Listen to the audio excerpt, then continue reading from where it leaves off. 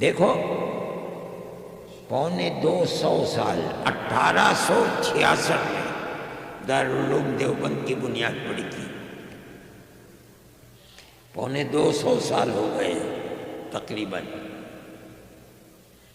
مدرسہ ہے، لیکن جنہوں نے بنیاد رکھی تھی انہوں نے بنیاد اسی طرح رکھی تھی کہ جو پڑھ رہے ہیں وہ جا کر کے مدرسے بنا کر کے لوگوں کو پڑھائیں.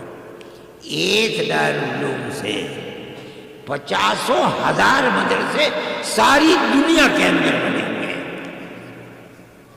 اگر مسجدوں کے اندر الف ب ت بھی پڑھایا جاتا ہے دارالعلوم دیوبند کر سکتا ہے.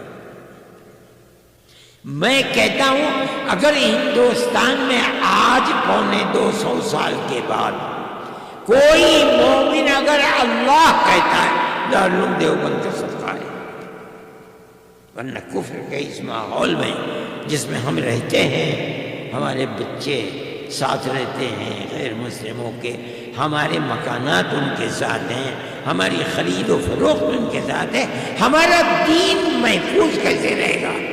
دارالعلوم دیوبند کر سکتا ہے.